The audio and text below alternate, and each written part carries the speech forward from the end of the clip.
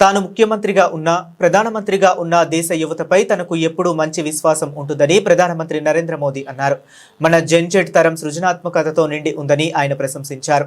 Viksit Bharat young leaders dialogue ముగింపు కార్యక్రమంలో పాల్గొన్న ఆయన వివేకానందుడి జీవితం బోధనల నుంచి స్ఫూర్తి పొంది Viksit Bharat young leaders dialogue వేదికను స్థాపించినట్లు తెలిపారు. వినూత్న ఆలోచనలు, లక్ష్యాలు, ఉత్సాహంతో దేశ నిర్మాణంలో జెన్జెడ్ ముందు వరుసలో ఉందని ఆయన పేర్కొన్నారు.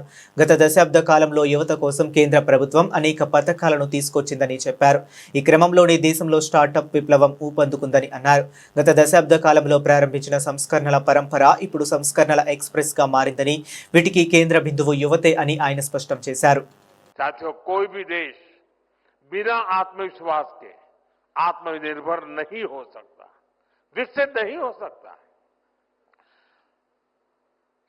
और इसलिए अपने सामर्थ्य, अपनी विरासत, अपने साजो सामान पर गौरव का अभाव हमें खलता है।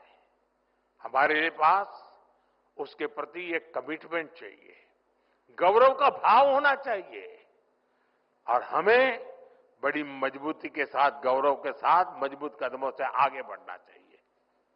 आपने ब्रिटिश राजनेता मैकाले के बारे में जरूर पढ़ा होगा।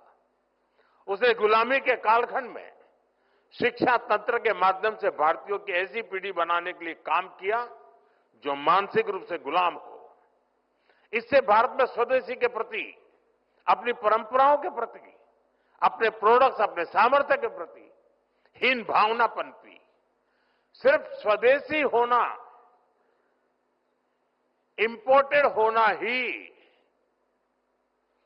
विदेशी होना और इंपोर्टेड होना, इसी को श्रेष्ठता की गारंटी मान लिया। अब ये कोई गले उतरने वाली चीज है क्या? हमें मिलकर गुलामी की इस मानसिकता को खत्म करना है।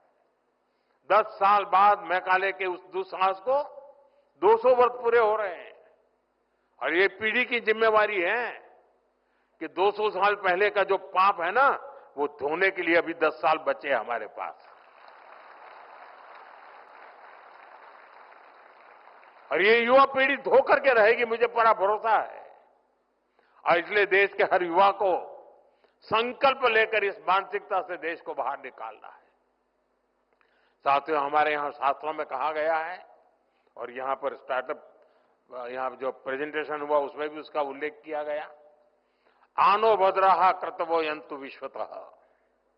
यानी हमारे लिए सभी दिशाओं से कल्याणकारी और शुभ और श्रेष्ठ विचार आने दे।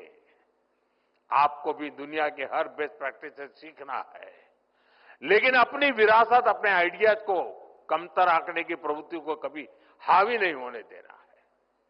स्वामी विवेकानंद जी का जीवन हमें यही तो सिखाता है।